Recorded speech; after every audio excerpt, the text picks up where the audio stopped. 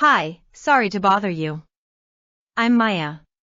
I just picked up a 4x6 print order from the self-serve photo kiosk, and most of the photos look blurry, plus the top of everyone's head is cut off. I'm not sure whether I set something wrong or the machine did. Hey, I'm Jordan. No worries, happens more often than people think. When you uploaded the files, did you choose fill to paper or fit to paper? And were these photos taken on a phone, by any chance? Yes, all from my phone.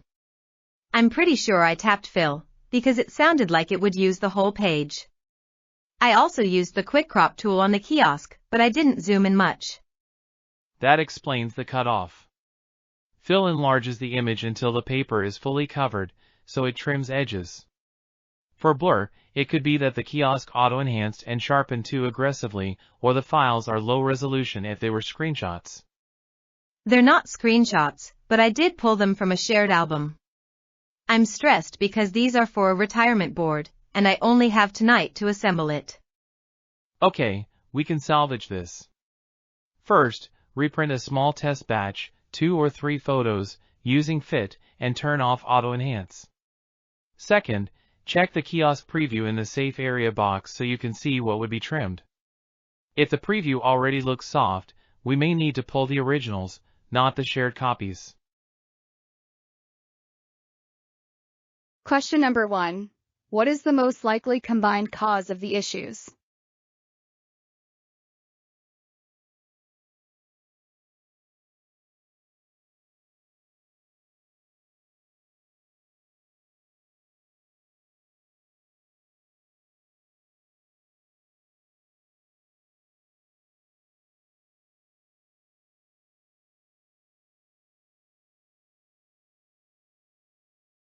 Question number 2. Which kiosk setting should Maya change first?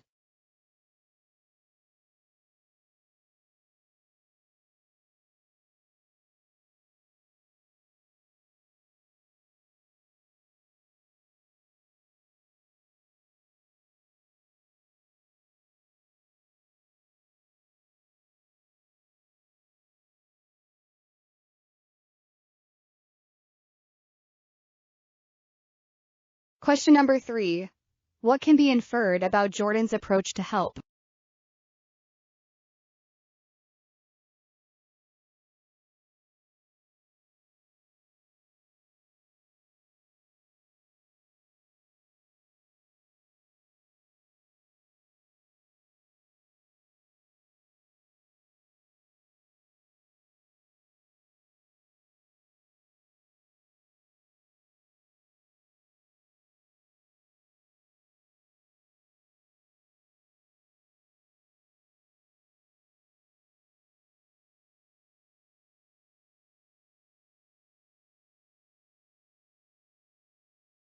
Okay, I resent 3 photos using Fit, and I turned off Auto-Enhance like you said.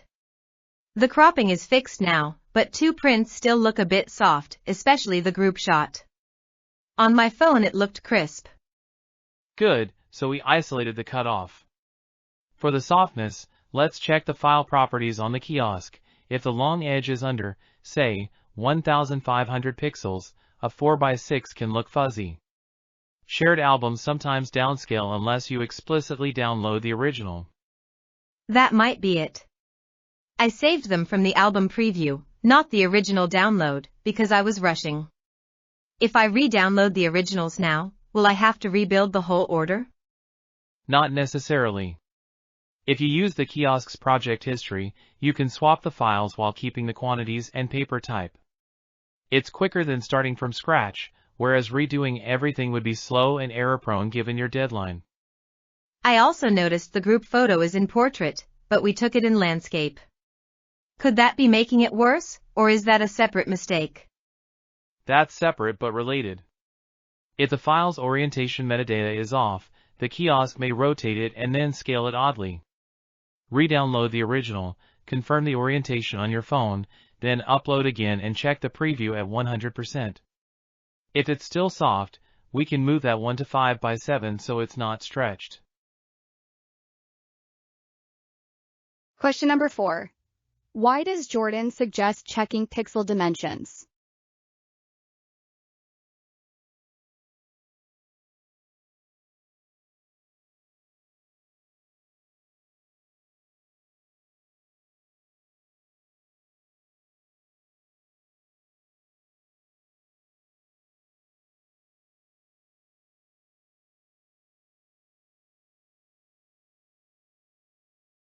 Question number 5.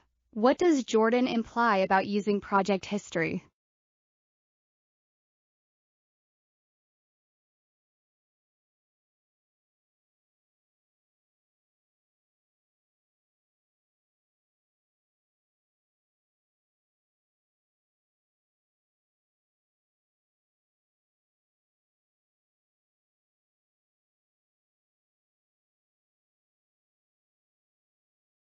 Question number 6. What is the best conclusion about the portrait issue?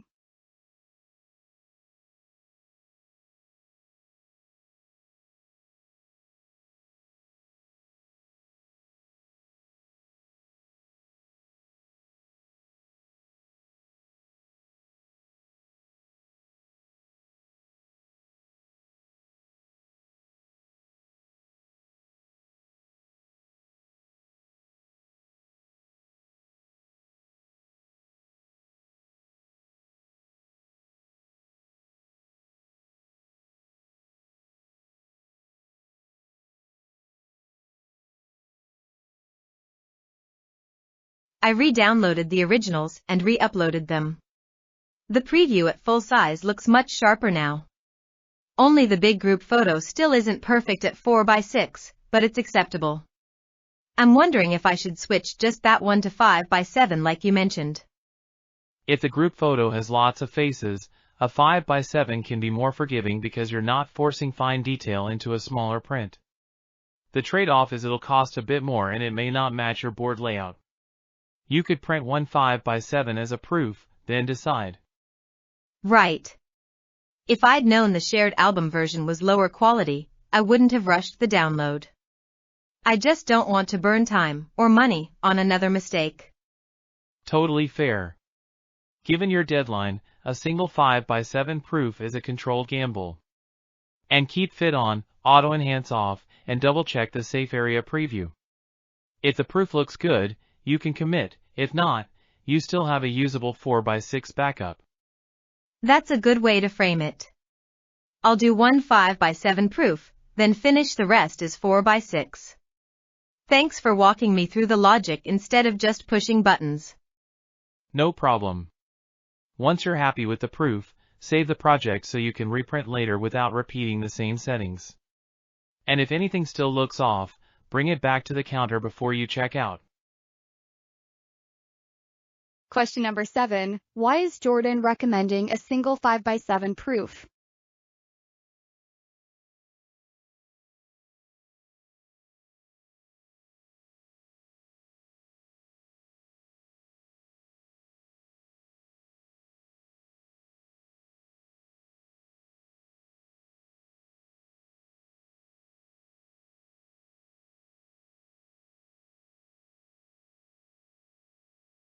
Question number 8. What can be inferred about Maya's main priority now?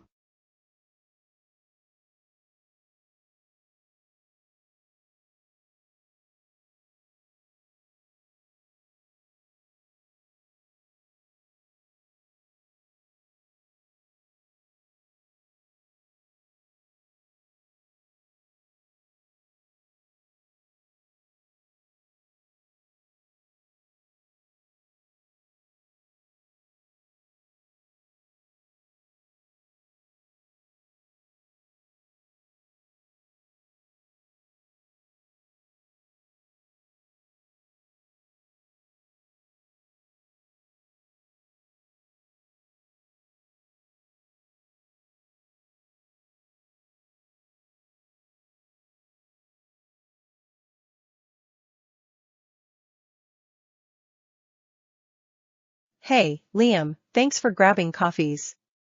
I wanted to float a tweak to Saturday. I know we said we'd go to that street festival in Kensington, but the forecast is basically sideways rain, and I'm not keen on spending half the day pretending my jacket is waterproof. Fair. I'm not emotionally prepared for wet socks. But the festival's kind of the whole point: live music, food trucks, people watching. Are you thinking we cancel outright, or just shift it so we're not trapped outdoors for hours? More like re-engineer it. We could start indoors at the ROM, there's that new exhibit, and it's timed entry, so it's predictable. Then, if the rain lets up, we swing by the festival for a quick lap and still get the vibe without committing our entire afternoon. That actually sounds efficient. My only hesitation is the budget. The festival is basically free unless you get tempted by mini donuts. The ROM's tickets add up, and I'm trying to keep this weekend from turning into an accidental splurge. Totally. If I'd bought tickets already, I'd feel locked in, but I haven't. Also, the ROM does discounted admission after 4, whereas the festival's busiest mid-afternoon. If we go later, we'd pay less and dodge the worst crowds. Okay, that makes it more workable. But I told Jenna and Arjun we'd meet around 2 at the festival entrance. I don't want them thinking we're bailing, especially since they rearranged their day to fit our plan. Yeah, that's the part I'm trying not to mess up. What if we frame it as risk management, not flakiness? Like, we'll still see them, just propose a flexible window. If they're set on 2, we can join briefly, then peel off to the museum when the weather gets annoying. I can live with that. Also, transit-wise, the ROM is straightforward by subway, whereas the festival area gets slow with streetcars and detours. If we do museum first, we avoid the congestion, then decide on the festival based on how soaked Toronto feels. Exactly. And if it's still pouring, we could pivot again. There's that small ramen place near the museum. It's not the original plan, but it still feels like a Saturday outing, not just staying in because weather. Alright, I'll message Jenna and Arjun with a couple of options. Meet at 2 for a short festival loop, or meet closer to 4 near the ROM and play it by ear. The goal is we keep the social commitment, but we're not martyrs to the forecast. Perfect. And thanks for not making it weird. I wasn't trying to control the day, I just don't want us to spend money and energy on something that's miserable in practice. No worries. Honestly, if the weather miraculously clears, we still get the festival. If it doesn't, we've built a plan that doesn't collapse. That's basically adulting, with caffeine. Question number 1. What is Maya mainly trying to accomplish?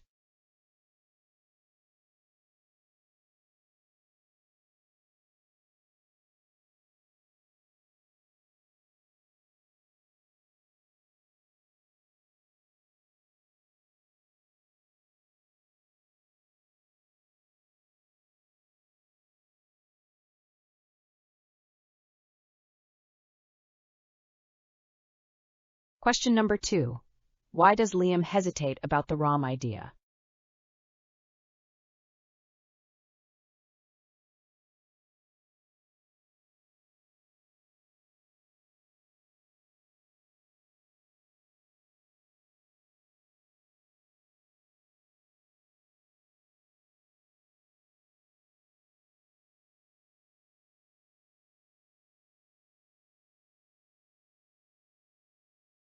Question number 3. What can be inferred about Liam's priority with Jenna and Arjun?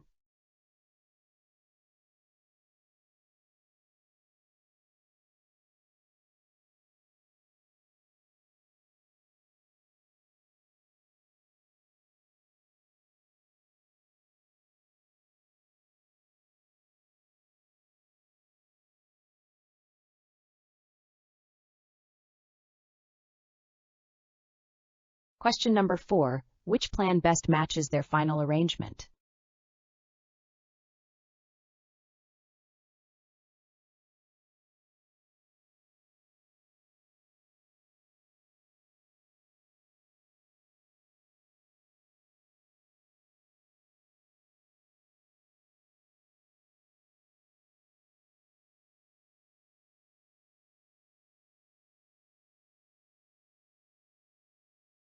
Question number 5. What does Maya's tone suggest when she says not trying to control the day?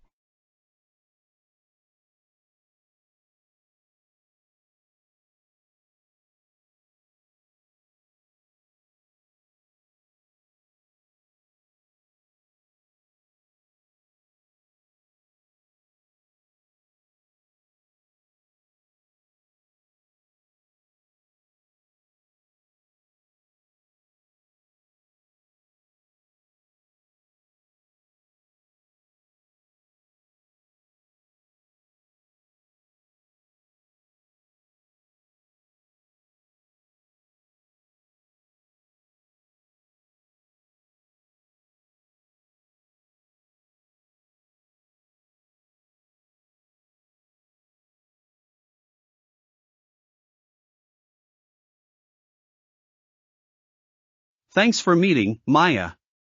I reviewed your last drill report, and the timing looked fine, but the accountability piece was inconsistent. That tracks with what I saw. People exited quickly, whereas supervisors hesitated because they weren't sure whether to grab the sign-in sheets. Insofar as life safety goes, evacuation takes priority over paperwork. If you need a roster, it should be accessible at the muster point, not retrieved mid-evacuation. We currently have 2 muster points, but one is beside the loading bay. During winter deliveries, that area gets chaotic and visibility drops. I understand the convenience, nevertheless it's a conflict zone.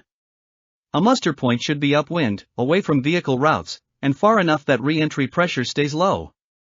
Some managers worry that moving it farther will inflate our evacuation times and make us look non-compliant. They also fear staff will drift to their cars. Compliance isn't primarily about speed, it's about controlled movement and verification. If you'd chosen a safer location earlier, you wouldn't be trading seconds for predictable hazards now. So the drill evaluation should emphasize headcounts and communication. We've struggled with contractors and visitors, since they don't show up on our internal attendance list. Exactly, and that's where a simple check-in protocol helps. Assign one floor warden to bring the visitor log, and another to confirm accessible egress for anyone needing assistance. What about stairwells? Last time, someone held a door open to help and the alarm kept sounding longer, which made people think it was a malfunction. That's a teachable moment: wedge nothing, prop nothing, and let doors self-close to maintain compartmentation. If the alarm persists, it's signaling the system hasn't reset, not that it's broken. Got it. I'll propose relocating the loading bay muster point, adding a visitor log role, and briefing managers that our success metric is accounted for people, not a stopwatch. Question number 1. What is the main goal they prioritize for drills?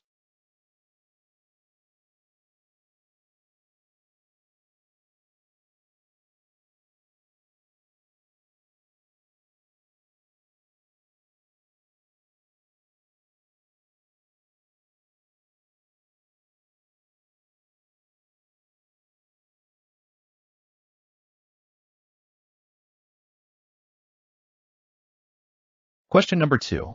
How does Maya likely view moving the muster point farther?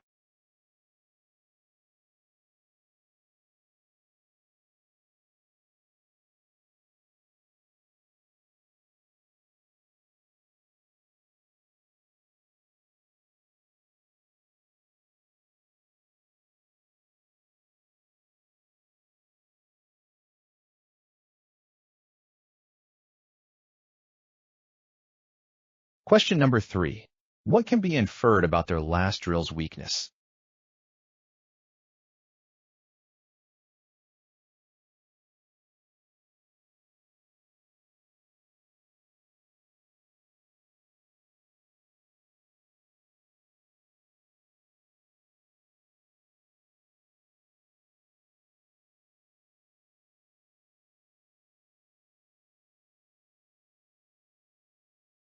Question number 4. Which approach matches the captain's drill philosophy?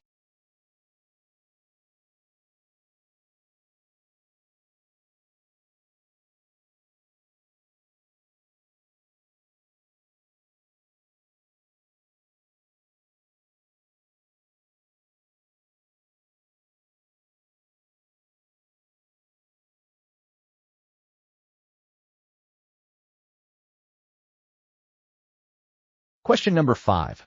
What specific change is proposed for visitors and contractors?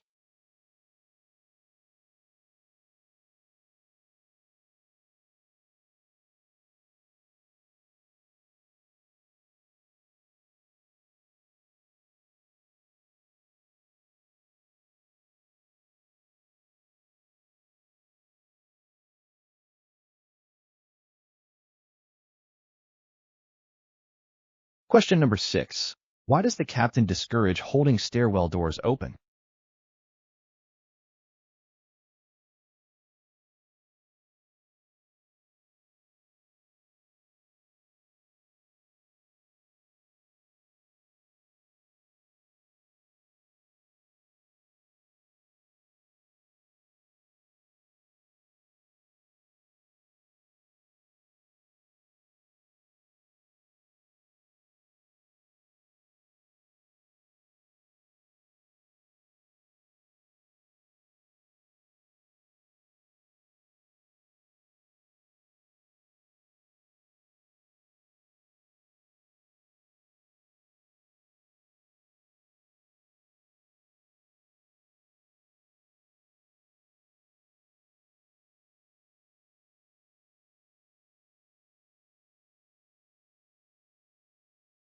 Good evening.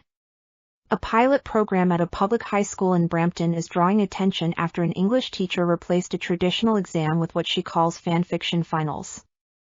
The initiative, led by Ms. Asha Patel, asked grade 10 students to write a short, academically grounded story that extends a novel studied in class, while also submitting a brief rationale that cites themes, diction, and narrative structure. Peel District School Board officials say the shift was not an attempt to lower standards, but to make assessment more authentic for students who struggle to demonstrate learning under timed conditions. According to preliminary board data, the proportion of students meeting provincial expectations in written communication rose modestly compared with the same course last year, although administrators cautioned that the sample is small and that other supports, such as after-school tutoring, were offered at the same time. Some parents have questioned whether popular culture belongs in formal evaluation, whereas several literacy researchers note that the method can still be rigorous when criteria are explicit. Ms. Patel says students who rarely spoke in class began taking editorial feedback seriously because they felt ownership of the work. The board is considering expanding the model to 2 additional schools next semester, insofar as teachers receive training on consistent grading and academic integrity.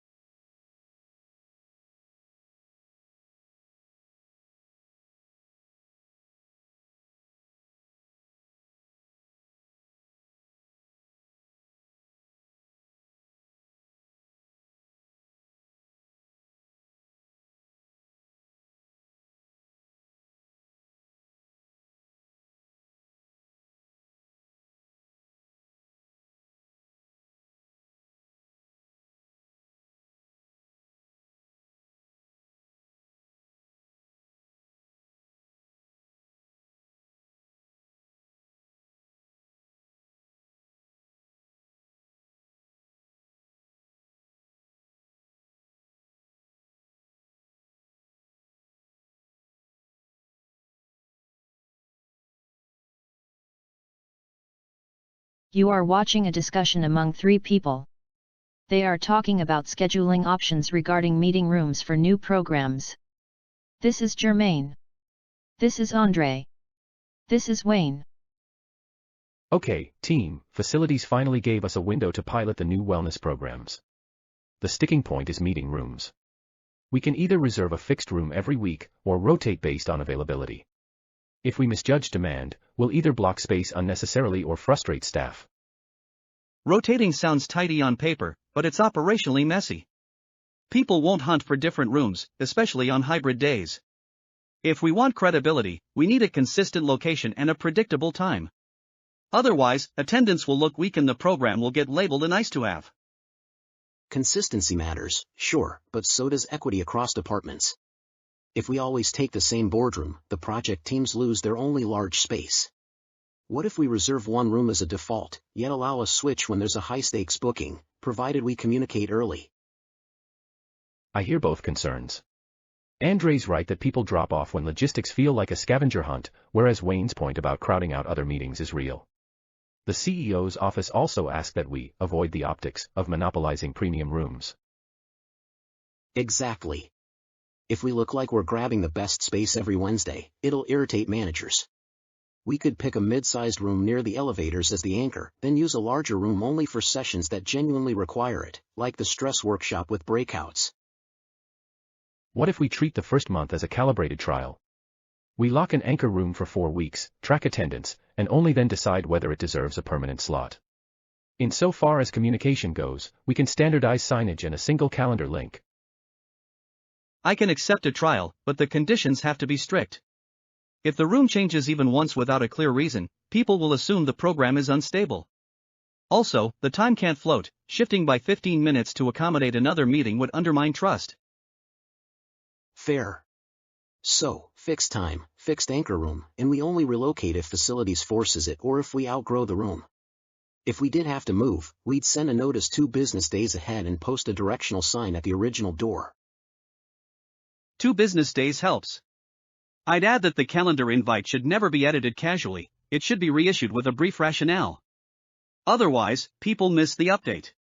And we should avoid end-of-day slots after 4 p.m., attendance becomes a ghost town. Good catch. Let's choose a lunchtime slot, then, and build the communications protocol into the plan. If we were to book a premium room every week, we'd spark resentment. Nevertheless, if we rotate too much, we'd lose participants. The trial can test that balance.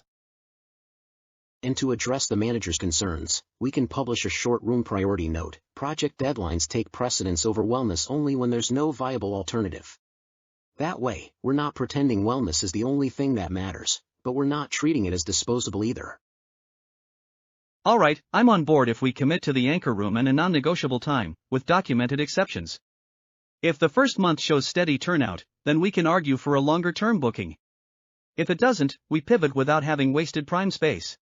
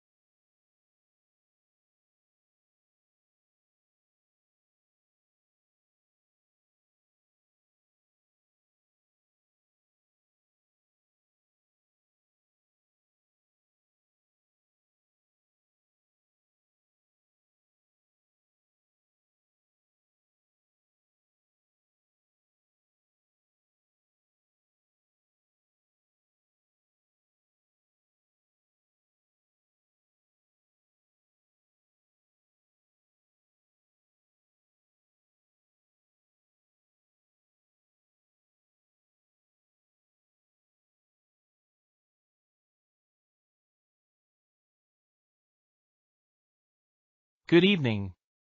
You're listening to Civic Lens, and tonight we're examining a proposal that periodically resurfaces across Canada, lowering the voting age to 16, especially for municipal and school board elections.